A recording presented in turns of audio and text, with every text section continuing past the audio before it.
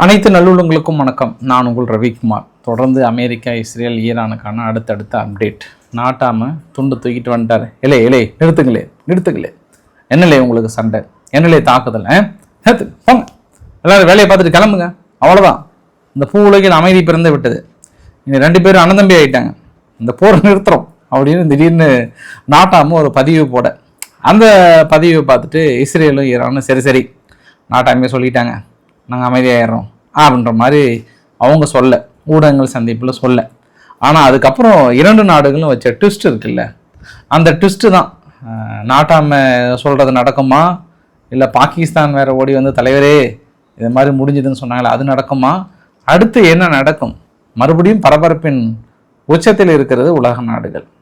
தாக்குதல் தொடங்குவதற்கான வாய்ப்புகள் இருப்பதாகவும் அநேக அறிகுறிகள் தென்படுகிறது. அது உண்மையா? அதை பற்றின ஒரு முழுமையான ஒரு செய்தி தொகுப்பாக பார்த்துடலாம் இன்றைய பதிவில். நிறைய விஷயம் பேசலாம், ஷார்ட்டாக பேசலாம், கொஞ்சம் மற்ற விஷயங்களும் பேசுகிறாங்கன்னு அட்ஜஸ்ட் பண்ணிக்கோங்க. ஏன்னா வீடியோ பெருசாக இருக்குன்னு நினச்சிடாதீங்க.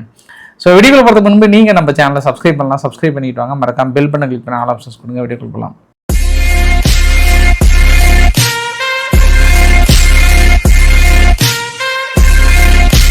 வழக்கமாகவே ட்ரம்ப் இது வரைக்கும் ஒரு 10லேருந்து ஒரு 11 போரை நிறுத்திட்டாரு.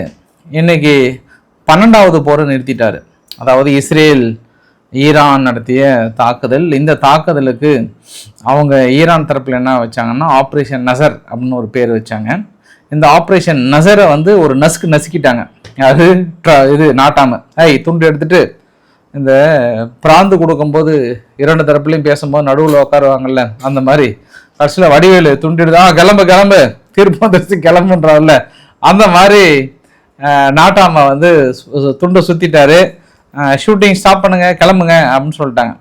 அதற்கு இன்னொரு காரணம் என்ன சொல்கிறாங்கன்னா, பாகிஸ்தானுடைய பிரதமர் ஷபாக் ஷெரீப் அவர்கள் வந்து அவர் போட்ட அடுத்த நிமிஷமே வந்து அவர் என்ன சொல்லிட்டாருன்னா, அவ்வளோதான், ஆல்மோஸ்ட் ஃபைனல் அப்ஜெக்டிவ் வந்துருச்சு, கிட்டத்தட்ட கையெழுத்து போட வேண்டிய சூழ்நிலை. ஈரான் கிட்டத்தட்ட கேட்டாங்களாம், நான் இப்போயே கையெழுத்து போட்டுமா இல்லை கொஞ்ச நாள் கழிச்சு போட்டோமா அப்படின்னா, இல்லை தலைவர்கிட்ட சொல்லிட்டு அப்புறம் போட்டுக்கலான்ற மாதிரி பாகிஸ்தான் சொல்லியிருப்பாங்க போல். அதனால் இவங்க என்ன பண்ணிட்டாங்க, நேராக தலைவரே இது மாதிரி கையெழுத்து போட வேண்டிய சூழ்நிலை அங்கே கொஞ்சம் பெண்டிங் இருக்குது, அமைதி பேச்சுவார்த்தை கொஞ்சம் பார்த்து நிப்பாட்டுங்க தலைவரே அப்படின்னதுக்கப்புறம் தான் அவர் என்ன பண்ணிட்டாரு, ஓஹோ நீ சொன்னால் உண்மையாக தான் இருக்கும், என்னைக்குமே நீ போய் சொல்ல மாட்டேன் அப்படின்ட்டு இப்போ போரை நிறுத்திட்டாரு. அப்புறம் இன்னொரு விஷயம் என்ன அப்படின்னா, இந்த எக்ஸலத்தில் பதிவும் பாருங்கள், இஸ்ரேல் அண்ட் ஈரான் 2 பேரும் இம்மீடியட்டாக சீஸ்ஃபயர் ஃபைனல் நெகோசியேஷன் அமைதி வந்து போயிட்டுருக்கு, எல்லாம் சூப்பராக போயிட்டுருக்கு, முதல்ல ஸ்டூப்பிட்டாக நடந்துக்கிறத வந்து நிறுத்துங்க அப்படின்னு சொல்லிட்டு மறுபடியும் அந்த ஸ்ட்ரைட் ஆஃப் ஹார்முஸ் நிறுத்தி வைக்கிறாங்கல்ல, அதை வந்து பழையபடியே தொடரும். அதனால் final deal is reached quickly, அவ்வளோதான். நாளைக்கோ நாளை மறுநாளோ கிட்டத்தட்ட ரீச் ஆக போகுது. அவர் ஷபாக் ஷெரீப் சொல்லிட்டாரு, தலைவரே கையெழுத்து போட்டுருங்க அப்படின்ட்டு. இவர் போட்டுருவார். இது கனவெல்லாம் இல்லைங்க, ஏதோ அவர் வந்து கனவுல ட்வீட் போட்டார் அப்படின்னு நினைச்சிடாதீங்க, நிஜமாக மனசு உருண்டு வந்து தான் போட்டிருக்கிறாரு. சரி, இதுக்கப்புறம் நடந்த நிகழ்வுகள் தான் ரொம்ப முக்கியமாக பார்க்கப்படுகிறது. இனியும் இப்போ நாட்டாமே இப்போ ஒரு காமெடி பீஸாக பார்க்குற அளவுக்கு ஆயிடுச்சு இல்லை நிலைமை. ஏன்னா உலகம் அப்படி இருக்கிறது. அவர் என்ன நினைக்கிறாருன்னா, ஒரு பாயிண்ட் ஆஃப் வியூவில் அவர் இதுக்கப்புறம் அவர் தாக்குதல் வேணான்னு நினைக்கிறார். அமெரிக்கா வந்து எந்த சூழ்நிலையிலும் தாக்குதல் இறங்கிடக்கூடாது, இது வந்து இழுத்து பிடிச்சி பேச்சுவார்த்தைக்கு கொண்டு வரணும் அப்படின்னு நினைக்கிறாரு. அப்போ இஸ்ரேல் என்ன நினைக்கிறாங்கன்னா, பேச்சுவார்த்தைக்கு கொண்டு வரீங்களா இல்லை எங்கள் நாட்டை அடமானம் வைக்கிறீங்களான்ற கேள்வி. ஏன்னா இன்றைக்கி நெதன்யாகு அவர்கள் நிறைய பேசும்போது ஒரு வார்த்தை சொல்கிறாரு. நான் மை ஃப்ரெண்டு ட்ரம்ப்புக்கிட்ட பேசும்போது, எந்த சூழ்நிலையிலையும் எங்கள் நாட்டோட இறையாண்மை மட்டும் இல்லை பாதுகாப்பான விட்டு கொடுத்துடவே முடியாது, அந்த ஒரு ப்ரெஷரை தாண்டி நீங்கள் செயல்படுத்தினீங்கன்னா நாங்கள் வேறு வழியே இல்லை அப்படின்ற ஒரு ஆப்ஷன் அவர்கிட்ட சொல்லிட்டாராம். ஏன்னா இந்த அளவுக்கு தாக்கல் நடத்துனதுக்கு அப்புறமும் நாங்கள் வந்து அமைதியாக இருக்கணும்னா அது உங்களுக்காக மட்டும்தான் அப்படின்ற ஒரு வார்த்தையும் வந்து சொல்லி, மறுபடியும் இன்னொரு வார்த்தை என்ன சொன்னார்னா, அவரோட பேட்டியில் கிட்டத்தட்ட 1,50,000 அட்டாக் நடத்தியிருக்காங்க ஹெஸ்புல்லாஹ்கள் மீது. ஒரு தீவிரவாத குழுக்கள், தடை செய்யப்பட்ட தீவிரவாத குழுக்கள் தொடர்ந்து நாங்கள் சப்போஸ் மிஸ் பண்ணியிருந்தோன்னா எங்கள் நாட்டுக்குள்ளேயே நுழைஞ்சு எங்களை அட்டாக் பண்ணியிருப்பாங்க, அதெல்லாம் நாங்கள் தடுத்து நிறுத்தியிருக்கோம் இன்னைக்கு. ஆனால் இது மேற்கொண்டு நடக்காமல் இருப்போம், கண்டிப்பாக நாங்கள் அப்பர் ஹேண்டில் தான் இருக்கோம். ஹெஸ்புல்லா வந்து இனி முழுமையாக நீக்கும் வரை எங்கள் தாக்குதல் தொடங்கும், அதில் எந்த மாற்று கருத்துமே இல்லை. இப்போ என்ன நடந்ததுன்னா, மேலே விமானத்தை எடுத்துட்டாங்க, நாட்டாம் நடுவில் துண்டை போட்டார், நிறுத்தலே அப்படின்னு சரிப்பா எடுத்த விமானம் ஏன்பா சும்மா வேஸ்ட்டாக போகிறீங்க அப்படின்னு திரும்பி வந்து மறுபடியும் லெபனான் டயர் போன்ற பகுதியில் தாக்கல் நிகழ்த்தியிருக்காங்க. பழையபடி அதே தாக்குதல் வந்து தொடங்க தான் செய்யுது. இஸ்ரேலினுடைய கேள்வி ஒன்றே ஒன்று தான் அமெரிக்கா கிட்ட கேட்குறாங்க, நீங்கள் அமைதி கொண்டு வாங்க, அது ஒன்றும் பிரச்சனை இல்லை, அது வந்து ரொம்ப ரொம்ப நல்லது தான். ஆனால் இப்போ எனக்கு ஈரான் வந்து இந்த பேச்சுவார்த்தையில் மிக முக்கிய பேச்சுவார்த்தையாக வந்து ப்ராக்சி குரூப்ஸ் அப்படின்னா உங்கள் நாடாளுமன்றத்திலையும் சரி ஐநாவிலையும் சரி தடை செய்யப்பட்ட தீவிரவாத குழுக்கள் என்று அறிவிக்கப்பட்ட ஹமாஸ், ஹெஸ்புல்லா, ஹவுதிகள் இவங்களுக்கெல்லாம் உதவி செய்கிறத ஈரான் உதவி செய்யறதை உங்களால் நிறுத்த முடியுமா? ஏன்னா இன்னைக்கு நாங்கள் ஹெஸ்புல்லா மீது தாக்கல் நடத்தின உடனே ஈரான் அவ்வளோ கோபமாக வந்து எங்களை அடிக்கிறாங்கன்னும் போது நீங்கள் அதை ஆதரிக்கிறீங்களா அப்படின்னு கேட்குறாங்க. அவர் பேசுகிற அந்த துணி வந்து அப்படிதான் எனக்கு தெரிஞ்சது. யாரு நெதன்யாகு அவர்கள் பேசும்போதும் சரி, இந்த பென்கிவர்லாம் இருக்கிறார்ல அவரெல்லாம் சொல்லும் போதும். அதனால இனி இஸ்ரேலுக்கு வந்து நம்பிக்கை போயிடுச்சு. அமெரிக்கா வந்து முழுக்க இந்த ப்ராக்சி குரூப் உதவி செய்யறதெல்லாம் நிறுத்துமா, அதெல்லாம் நம்பிக்கையே இல்லை. அவங்க என்ன நினைக்கிறாங்கன்னா, எப்பா ஈரான் நீ யாருக்குனாலும் உதவி பண்ணு, அதை பற்றி பிரச்சனையே கிடையாது, எனக்கு ஒன்று தான்ப்பா அந்த அணுவாயுத சூழ்நிலையை மட்டும் ஏதோ ஒன்று கொஞ்சம் பார்த்து முடிச்சு கொடுத்துட்டுனா நான் வெற்றின்னு போய் கொடியேற்றிட்டு நான் பாட்டுக்கு செலிப்ரேட் பண்ணிட்டு இருப்பேன், அவ்வளோதான், ஏதோ தெரியாமல் வந்துட்டான்ற மாதிரி அவங்க மனநிலையில் இருக்காங்க. ஆனால் இஸ்ரேல் மனநிலை என்னன்னா, இந்த ப்ராக்சி குரூப்புக்கு செய்யப்படுகிற உதவிகளை நிறுத்தணும்னு நினைக்கிறாங்க. அதனால இது லாட் ஆஃப் கான்ட்ராவர்சி. இதெல்லாம் வந்து பெரிய ஒரு கான்ட்ராவர்சி இப்போதுக்கு முடியாது. ஏன்னா சும்மா பேருக்கு முடியலாம், ஆனால் இது தொடர் கதையாக தான் இருக்கும். அலிபாபாவும் 40 திருடர்கள் கதையாக தான் இருக்கும்னு நினைக்கிறேன். இல்லை சாரி அப்படி இல்லை, தினத்தந்தியில் வர சிந்து பாத் கதை மாதிரி தான் இது ஒரு தொடர் கதையாக தான் இருக்கும். உங்களுக்கு நான் இன்னொரு விஷயத்தையும் விளக்கணும்னு விரும்புகிறேன். நான் காலையில் ஈரான் வந்து இஸ்ரேல் மீது தாக்கல் நடத்தினாங்க இல்லையா, அது பாருங்கள், இந்த சிவப்பு கலர்லாம் இருக்குது பாருங்கள், அந்த இடத்துல இஸ்ரேல் இடைமறித்து சொல்லப்பட்டிருந்தா கூட ஒரு 3 இடத்துல எல்லை பகுதியில் தாக்கல் நடந்தது தெரியுது. அதே சமயத்தில் இவங்க பெய்ரூட் மீது இன்னைக்கு சாயந்தரமாக மறுபடியும் ஒரு தாக்கல் நிகழ்த்தி இருக்காங்க. பதிலுக்கு இஸ்ரேல் என்ன பண்ணுறாங்க, ஈரான் மீது தாக்கல் நடத்தப்பட்டதா இன்னைக்கு வந்து சொல்கிறாங்க. பட் ஒரு வீடியோ பதிவுமே முதல் முறையாக அடுத்த அப்கிரேடுக்கு போயிட்டாங்க இஸ்ரேல். என்ன அப்கிரேட் அப்படின்னா, அதாவது கலர் இமேஜில் வெளியிடுறாங்க. அவங்களுடைய வான்தடுப்பு சாதனங்கள் இருந்த இடத்துல நாங்கள் தாக்கல் நிகழ்த்திட்டோன்ற மாதிரி சொல்கிறாங்க. தாக்கல் நடத்தின பதிவுகளுமே காட்டுறாங்க. வழக்கமாக இஸ்ரேல் இது மாதிரியான பதிவுகள் வெளியிடுவாங்க, ஈரான்கிட்ட அந்த மாதிரி பதிவுகள் இருக்காது. அவங்க என்ன பண்ணுவாங்க, மிசைல்ஸ் ஏவுறதை மட்டும் தான் அனுப்புவாங்க. பட் ஆனால் ஒரு சில பகுதிகள் நிறைய வீடியோ பதிவுலாம் வந்தது. பட் நான் பழைய வீடியோ பதிவு பார்த்த மாதிரி எனக்கு தெரிஞ்சுது. அதனால எனக்கு கொஞ்சம் ஹோல்டு பண்ணிட்டேன் நான். அது இல்லாமல் இந்த தடவை தாக்கல் நடத்துனது எந்த அளவுக்கு டைரக்ட் இம்பேக்ட் இருக்குன்னு தெரியல. ஒரு வீடியோ பதிவு வெளியிட்டு இருந்தாங்க. மீதியெல்லாம் ஈரான் பொறுத்த வரைக்கும் அதான் மலைப்பகுதிகள் அதிகம், அது பெருசாக எந்த அளவுக்கு இம்பாக்ட் இருக்கும்னு தெரியல. பார்க்கலாம், நம்ம இன்னும் நாளைக்கு ஏதாவது கிளியர் டீட்டெயில் கிடைக்குதான்னு தெரியல, இழப்புகள் ஏதாவது இருக்கான்ற மாதிரி தெரியல. அதை தாண்டி ஒரு சில கட்டுக்கதைகள்லாம் இருந்துச்சு, அவங்க மீது தாக்கல் நடத்திட்டாங்க இப்படின்லாம். பட் பெரிய சேதாரம் இல்லை. ஒரு பெட்ரோ கெமிக்கல் யூனிட் அதுவுமே புதுசாக பாதிக்கல, மேலே இருக்கிற பகுதியை அடிச்சிருக்காங்க, ஒரு வான்தடுப்பு சாதனங்கள் இழந்திருக்காங்க. மற்ற பகுதியில் அந்த டெப்ரிஸ் போன்ற பகுதியெலாம் புகை மண்டலமும் வந்தது. அது வழக்கமாக மலைப்பகுதியும் கொஞ்சம் வராந்தரமும் அதிகமாக இருக்குது. அதனால் டைரெக்டாக நடத்தினாங்களால 19 2 கொண்டு ஏவுப்பான்னு அடித்தாங்களான்னு தெரியல. அதுவுமே நம்ம நாளைக்கு பார்க்க வேண்டியதாக இருக்குது. பட் ஈரானில் இருக்கக்கூடிய இந்தியர்கள் வெளியேற வேண்டும் என்றால் தமிழக அரசு உடனடியாக ஒரு சில நம்பர்லாம் வந்து அனௌன்ஸ் பண்ணியிருக்காங்க. ஈரானில் இருக்கக்கூடிய மக்கள் யாராவது இருந்தீங்கன்னா பார்த்து தொடர்பு கொண்டு வெளியே வந்துடுங்க அப்படின்ற மாதிரி வந்து சொல்கிறாங்க. ஃபைனலாக நம்ம என்ன கன்க்ளூஷன் கொண்டு வரலாம் அப்படின்னா, இஸ்ரேல் தரப்பில் என்ன சொல்லிட்டாங்கன்னா, லெபனான் மீது நடத்தப்படுகிற தாக்குதல் துளி கூட குறையாதுன்ட்டாங்க. உங்களுக்கு நான் அடுத்தடுத்த பதிவுகளும் வீடியோ பதிவுகளும் உங்கள்கிட்ட காட்ட விரும்புகிறேன். இது நேற்று நடத்திய தாக்குதலுக்கு ஏற்பட்ட பாதிப்புகள். அது இன்றைக்கி கூட பெய்ரூட் பக்கத்துலேயும் சரி, அப்புறம் மற்றொரு பக்கத்துலேயும் சரி ஒரு கடுமையான ஹீட் அடித்ததை பார்க்க முடியுது. அப்புறம் ஒரு வெஹிக்கிளில் போனவங்களை அடிச்சிட்டாங்க. இந்த மாதிரி நிறைய இன்றைக்கி தாக்குதல். இன்றைக்கி அந்த கோபம் ஃபுல்லாகவே எங்கே காட்டினாங்கன்னா, இங்கே ஹெஸ்புல்லா நிலைகள் மீது குறிவைத்து அடிக்கப்பட்டதாக இஸ்ரேல் இன்னைக்கு அந்த முழு கோபத்தை வெளிப்படுத்தியிருந்தாங்க. அதாவது ட்ரம்ப் மீது வெளிப்படுத்த முடியல, அந்த கோபத்தை இங்கே வெளிப்படுத்தியிருக்காங்கன்றதையும் பார்க்க முடிகிறது. சைமல்டேனியஸாக இன்னொரு சம்பவம் நடந்தது. இன்னைக்கு உக்ரைன்லேருந்து அவசரமாக கொஞ்சம் ஸ்பெஷலைஸ்டு ட்ரோன் சவுதி அரேபியாவுக்கு வந்து இறங்கியதாகவும் சொல்கிறாங்க. பதிவுகள் பார்த்தா தெரியுது. மேபி ஆன்டி ட்ரோன் சிஸ்டம் வந்து கொஞ்சம் அவசரமாக தேவைப்படுதுன்ற மாதிரி சொல்கிறாங்க. புருஜ் ஹெல் ஷமாலி அப்படின்ற ஒரு பகுதியில் சதர்ன் லெபனான்லேயும் அப்புறம் டயர் அப்படின்ற ஒரு பகுதியில் மொத்தம் ஒரு 7 இடத்துல சொல்கிறாங்க. இந்த 7 இடத்துல வந்து தொடர் தாக்குதல்களும் அவங்க ஹிஸ்புல்லாவும் என்ன பண்ணியிருக்காங்க, இஸ்ரேலினுடைய மொத்தம் ஒரு 8 இடங்களை குறிவைத்து தாக்கல் நிகழ்த்துறாங்க. அப்போ இதெல்லாம் பார்க்கும்போதே தெரியுதில்லை. அதனால ஈரான் என்ன பண்ணிட்டாங்க, இன்னைக்கு வான்பரப்பு முழுமையாக க்ளோஸ் பண்ணிட்டாங்க. முறையாக அவங்க அனௌன்ஸ் பண்ணியிருந்தா கூட அவங்க க்ளோஸ் பண்ணிட்டாங்க. அது இல்லாமல் ஈரான் தரப்புல இன்னொரு வார்த்தையும் சொல்கிறாங்க, நாங்கள் இந்த தாக்கல் நிறுத்துகிறோம், ஆனால் ஜியோனிஸ்ட் அதாவது இஸ்ரேல் வந்து தொடர்ந்து அங்கே தாக்குதல் நடத்தும் பட்சத்தில், லெபனான் மீது தாக்கல் நடத்தும் பட்சத்தில் நிச்சயம் எங்களோட பதிலடிகள் இருக்கும், அதை மனசில் வச்சுக்கோங்க, இனி நாங்கள் லெபனானையும் காக்க வேண்டியது எங்களோட பொறுப்பு அப்படின்னு வெளிப்படையாக எச்சரிக்கை.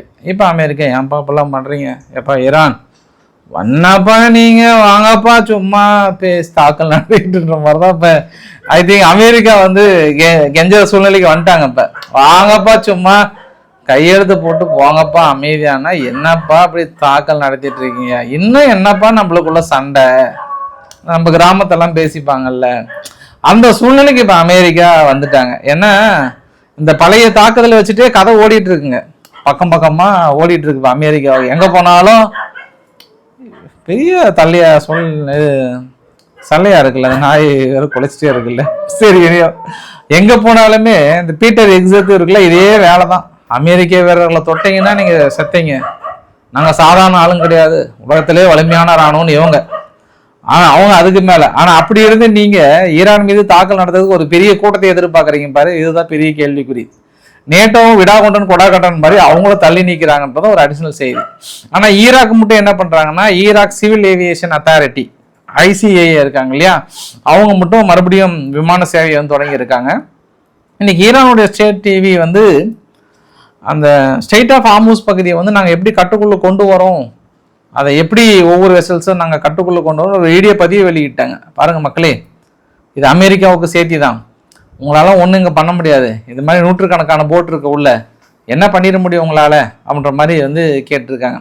அதுக்கு தான் இஸ்ரேல் என்ன சொல்கிறாங்கன்னா, இந்த மாதிரி மூவிங் போட்லாம் வந்து தாக்கல் நடத்துறதுக்கு என்கிட்ட வந்து ஏற்கனவே கருங்கடல் பகுதியில் வந்து எக்ஸிக்யூட் பண்ணாங்க இல்லையா, அதை வந்து அமெரிக்காவுக்கு ஐடியா கொடுக்குறேன்னு சொன்னது அமெரிக்கா வந்து ரிஜெக்ட் பண்ணிட்டாங்க. ஏன்னா இப்போ மறுபடியும் இஸ்ரேல்கிட்ட கேட்குறாங்களா என்னன்னு தெரியல. பட் அதே சமயத்தில் அவங்க அமெரிக்கா என்ன பண்ணாங்கன்னா, இன்னைக்கு எர்பில்ல ஈராக்கில் இருக்கக்கூடிய குர்திஸ் நிலைகள் மீது ஒரு 4 ட்ரோன் தாக்கலை நிகழ்த்தியிருக்காங்க. இப்போ நம்ம அவதிகள் கிட்ட வருவோம். அவதிகள் ஒரு வீடியோ பதிவு வெளியிட்டிருந்தாங்க. 2000 கிலோமீட்டர் தள்ளி தாக்கல் நடத்தக்கூடிய ஹட்டீம் 2 பாலிஸ்டிக் மிசைல்ஸ், இது எதிரிகளுடைய இலக்குகளை சரியாக அடைந்தது, வெற்றி வெற்றி மாபெரும் வெற்றி அப்படின்னு அந்த வீடியோ பதிவை வெளியிட்டிருந்தாங்க. பட் இஸ்ரேல் வந்து சுட்டு வீழ்த்தப்பட்டதாக சொன்னாங்க. ஹவுதிகள் வந்து செங்கடலில் க்ளோஸ் பண்ணிட்டேன்னு சொல்லிட்டாங்க. அதாவது இஸ்ரேலுடைய கப்பல் மட்டும் போகக்கூடாதுன்னு சொல்லிட்டாங்க. பட் சூழ்நிலை என்ன அப்படின்னா, இப்போ இவங்க லெபனான் மீது தாக்கல் நடத்தும் பட்சத்தில் அந்த தடைகள் தொடரும்ன்ற மாதிரி தான் ஹவுதிகள் சொல்லியிருக்காங்க. அதை நம்ம பொறுத்து இருந்தால் பார்க்கணும். அப்படி ஒரு தடை விதிக்கும் பட்சத்தில் அது சூழ்நிலை இன்னும் கொஞ்சம் மோசமாக தான் போகும்னு நினைக்கிறேன் நான். ஆனால் சவுதி அரேபியா என்ன சொல்லிட்டாங்கன்னா, காலையில் எங்கள் விமான நிலையத்தின் மீது ஏவுகணை வந்தது உண்மைதான், எமினி ஹவுதிகள் நடத்தினது உண்மைதான், அதை இடைமறித்து தாக்கல் நடத்திட்டுன்ற மாதிரி வந்து சொல்கிறாங்க. சரி, இந்த சம்பவத்தில் இன்னொரு விஷயம் நடந்திருக்கு. UKMTO வந்து என்ன சொல்கிறாங்கன்னா, United kingdom maritime trade operation centre, Oman பக்கத்தில் ஒரு 15 நாட்டிகள் மைல் பக்கத்தில் மஸ்ரியான்ற இடத்துல இந்தியானுடைய கப்பல் மீரக்ஸ் அப்படின்ற ஒரு கப்பல் மீது தாக்கல் நடத்தியிருக்காங்க. அது வந்து என்ன மர்விக்ஸ், மீரக்ஸ் இல்லை மர்விக்ஸ் அப்படின்ற ஒரு கப்பல் மீது தாக்கல் நடத்தியிருக்காங்க. அதில் 23 பேர் பயணம் பண்ணியிருந்தாங்க. அந்த வீடியோ பதிவு கூட பாருங்கள். அதுக்கப்புறம் அவர்கள் வந்து சேஃபாக வந்து ஷிப் பண்ணிட்டாங்கன்ற மாதிரி வந்து சொல்கிறாங்க. யார் நடத்துனதுன்னு தெரியல அப்படின்னு UKMTO தான், அவங்க தான் ஃபர்ஸ்ட் யார் நடத்துன்னு சொல்லுவாங்க, விசாரணை பண்ணிட்டு இருக்கிறேன்றாங்க. இது வரைக்கும் யார் நடத்துனாங்கன்னே தெரியல. ஆனால் நம்ம தமிழக ஊடகங்களுக்கு மட்டும் எங்கே கிடைச்சதுன்னு தெரியல ஆதாரம். இவங்க மட்டும் இப்போ திடீர்னு வந்து நானே ஷாக் ஆகிட்டேன். அமெரிக்கா வந்து இந்திய கப்பல் மீது நேரடி தாக்குதல் அப்படின்னு போட்டாங்க. என்னப்பா எந்த நியூஸுமே வரலையே, நம்ம பார்த்த மாதிரி எங்கேயுமே தெரியலையே. இன்னைக்கு எல்லா நியூஸ் சேனல், தமிழக நியூஸ் சேனல் ஃபுல்லாகவே இதுதான் போட்டிருந்தாங்க. ஃபுல்லாகவே இது மாதிரி அமெரிக்கானுடைய கப்பல் அந்த மெர்விக்ஸ் அப்படின்ற ஒரு ஓமன் பக்கத்தில் இருக்கக்கூடிய கப்பல் மீது தாக்கல் நடத்தினா. ஆக்சுவலாக அது தடை விதிக்கப்பட்ட கப்பலுமே கிடையாது. ஒரு வேளை யார் நடத்தினாங்கன்னு தெரியல. ஆனால் எப்படி இவங்க எல்லாமே ரொம்ப கான்ஃபிடண்ட்டாக சொல்கிறாங்கன்னு தெரியல. பட் ஆனால் அங்கே விசாரணைக்கு உத்தரவிட்டுருக்குறாங்க. யார் தாக்கல் நடத்தினாங்கன்னு தெரியல. பார்க்கலாம் விசாரணையின் முடிவில் என்ன வருது. தெரிஞ்சாலும் என்ன பண்ண முடியும்? அடுத்த கேள்வி இந்த இடத்துல இருக்குது. என்ன பண்ண முடியும்? நம்மளாலையும் கண்டனங்கள் தெரிவிக்க முடியும். அதுக்காக நாம் போர் தொடுத்துட்டா போக முடியும்? அடுத்த சூழ்நிலையை நம்ம பார்க்க வேண்டிய ஒரு சூழ்நிலை இருக்கிறது. பார்க்கலாம் நம்ம என்னென்ன. ஆனால் ஐரோப்பா வந்து களத்தில் இறங்கிட்டாங்க. அவ்வளோதான். கொட்டசாமிங்க களத்தில் இறங்கினாவே அவங்களுக்கு கை வந்த கலை என்ன? பொருளாதார தடை தான். இப்போ ஸ்ட்ரெய்ட் ஆஃப் ஹார்முஸை வந்து தொடர்ந்து தனது கட்டுப்பாட்டுக்குள்ளே வைத்து உலகத்தில் இருக்கக்கூடிய கப்பல் வழித்தடத்தை தவறுதலாக ஒரு தீவிரவாதி போல் செயல்பட்டு கொண்டிருக்கிற ஈரானுக்கு எங்களுடைய அடுத்த கட்ட பொருளாதார தடையை நாங்கள் விரிவுபடுத்துகிறோம். இந்த பொருளாதார தடையை முழுமையாக நாங்கள் செயல்படுத்த போகிறோம் அப்படின்னு பயங்கரமாக சொல்லியிருக்காங்க. ஃப்ரீடம் ஆஃப் நேவிகேஷன் அப்படின்ற கான்செப்ட் அடிப்படையில் நாங்கள் தடைகள் போடுறோன்றாங்க. நீங்கள் தடை போடாத நாடு உண்டா? ஐரோப்பா நீங்கள் தடை போடாத நாடு உண்டா அப்படின்னு ஒரு கேள்வியை நம்ம கேட்டுடலாம். நம்ம IDF வந்து இன்னைக்கு அதிகாரப்பூர்வமாக அனௌன்ஸ் பண்ணியிருக்காங்க. நேற்று காசா மீது பெரிய ஒரு தாக்கல் நிகழ்த்தினாங்க. அந்த தாக்குதலில் காசாவில் இருக்கக்கூடிய ஜிகாட் டெரரிஸ் அப்படின்ற ஒரு 3 பேர் வந்து மொசாத்துன்ற பாருங்க ஹமாஸுக்கு வந்து மிக முக்கிய நெருக்கமுடைய நபர்கள். ஒருத்தர் வந்து இன்ஜினியரிங் ஸ்பெஷலைசேஷன் நபர்கள். அதெல்லாம் இன்னும் அடுத்தடுத்த முக்கிய நபர்களை நாங்கள் கொண்டிருக்கிறோம், எலிமினேட் பண்ணிட்டோம் அப்படின்னு அனௌன்ஸ் பண்ணியிருக்காங்க. இந்த அல்பேனியா எங்க இந்த மத்திய தரைக்கடல் பகுதிக்கு மேலே பார்த்தீங்கன்னா ஒரு குட்டி நாடு ஒன்று அல்பேனியா. அந்த தீவு ஒன்று ஒரு ஜெரால்டு குஷ்னருக்கு கொடுத்தாங்க இல்லையா, அதாவது ட்ரம்ப்போட மருமகனுக்கு கொடுத்தாங்க இல்லையா. கடைசியில் இன்னைக்கு வந்து அல்பேனியா ரிட்டர்ன் வாங்கிட்டாங்க. அந்த ஒப்பந்தத்தை ரிட்டர்ன் வாங்கும்போது ஈரான் மீது குற்றச்சாட்டு சுமத்துறாங்க. எங்கள் நாட்டில் தொடர்ந்து 6 நாளாக போராட்டம் பண்ணி இந்த ஒரு திட்டத்தை நிறுத்தினதுக்கு மிக முக்கிய பொறுப்பே ஈரான் தான். ஈரான் வந்து ஃப்ளமிங்கோ ரெவல்யூஷன் அப்படின்னு ஒன்று ஃபண்டு கொடுத்து நேரடியாக அங்கேருந்து ஃபண்டு கொடுத்து அமெரிக்கா சார்ந்தவங்களுக்கோ இல்லை இஸ்ரேல் சார்ந்தவங்களுக்கோ இது போகக்கூடாதுன்னு நேரடியாக கொடுத்துருக்காங்கன்னு ஒரு குற்றச்சாட்டு வைக்க. இன்றைக்கி ஈரானுடைய ஃபாரின் மினிஸ்டர் ஸ்போக் பர்சன் அவர்கள் பேசும்போது இதுக்கும் உங்களால் வந்து ஒரு திட்டத்தை செயல்படுத்த முடியலன்னா எல்லாத்துக்குமே நாங்கள் தான் காரணம்னா அது என்ன அர்த்தம் சொல்லுங்கள் அப்படின்னு கடுமையான கண்டனங்களை வந்து தெரிவித்திருக்கிறாங்க. அதை தாண்டி நம்ம ரஷ்யா விவகாரத்தை பார்த்தோம் அப்படின்னா இன்றைக்கி வந்து ஜாப்ரோசியா பகுதியில் திடீர்னு ரஷ்யா நடத்திய ஒரு ட்ரோன் தாக்குதல். இந்த தாக்குதலில் 2 பேர் பக்கம் கொல்லப்பட்டதாக சொல்கிறாங்க. அப்புறம் பெல்க்ரோத் ரீஜியனில் திடீர்னு ஒரு ஆயுத குடோன்கள் வந்து வெடித்திருக்கு. மேபி அது உக்ரைன் தாக்கல் நடத்தியதான்னு தெரியல, பட் பெரிய அளவுக்கான குடோன்கள் வெடித்திருக்கு. அதே போல் ரஷ்யா தரப்பில் வந்து ஸ்போக் பர்சன் வந்து பெஸ்கோ அவர்கள் என்ன சொல்லியிருக்கிறாருன்னா, அந்த 3 நாடுகளுடைய தலைவர்கள், யூகேனுடைய தலைவர், அப்புறம் ஃப்ரான்ஸுடைய தலைவர், அப்புறம் ஜெர்மனுடைய தலைவர்கள் வந்து யுத்தத்தை நிறுத்த வரல, ஃபீஸ் டீலை கொண்டு வரணும்னு வரல. அவங்க முழுமையாக ஆயுதங்களை கொடுக்கறது மட்டும் இல்லாமல் அவங்க ஆயுத உற்பத்திகளை ஊக்குவித்து ஃபுல்லாக ப்ரொடெக்ட் பண்ணிவிட்டு அதுக்கப்புறம் ஃபீஸ் டீலுக்கு வாங்கன்னா யார் வருவாங்க? கற்பனையிலும் நடக்காத ஒரு ஃபீஸ் டீலை வந்து கொண்டு வரணும்னு நினைக்கிறாங்கன்றாங்க. இன்றைக்கி நேட்டோ நாடுகள் கொஞ்சம் அலர்ட் ஆகிட்டாங்க. லாட்வியா பகுதியில் ஒரு ட்ரோன் வந்து தாக்குதல் நடத்த வந்திருக்கு. அதை வந்து இடைமறிச்சிட்டாங்க. அது தாக்கல் நடத்த வரும்போதே வந்து சொல்லிட்டாங்க, இன்றைக்கி நடத்துறது ரஷ்யாவது இல்லைப்பா, அது உக்ரைன் ட்ரோன் தான் அப்படின்னு முதலே சொல்லிட்டாங்க.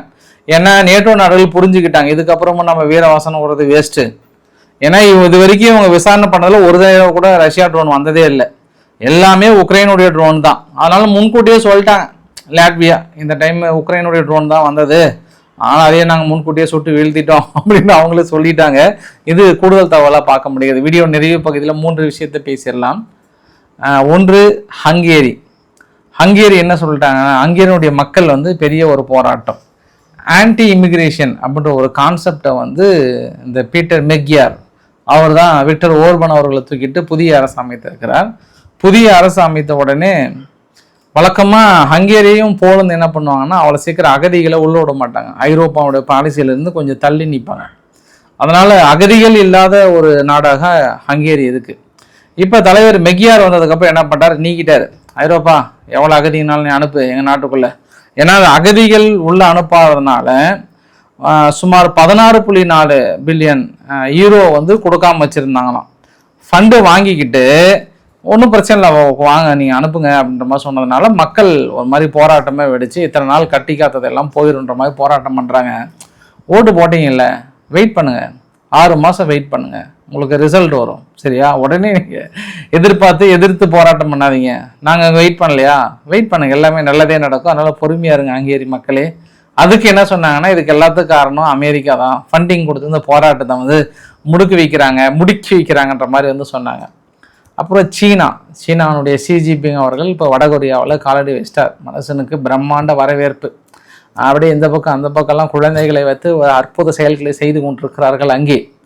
அது இல்லாமல் அவர் கிளம்பி போனதுக்கப்புறம் சீனாவுடைய வெளியுறவு அமைச்சகம் சார்பாக என்ன சொல்லிட்டாங்கன்னா, இன்று 3 நாடுகள் ஒன்றாக இணைந்து பெரிய அளவுக்கான ஸ்ட்ராட்டஜிக் ட்ரையாங்கிளை உருவாக்க போகிறோம், இந்தியா, சீனா, ரஷ்யா. இதுக்கப்புறம் அந்த எதிர்ப்பு மனநிலைலாம் கிடையாது, முன்னேறுகின்ற மனநிலை மட்டும்தான். அப்போ பாகிஸ்தான் விவகாரத்தை நீங்கள் எப்படி பார்க்குறீங்க?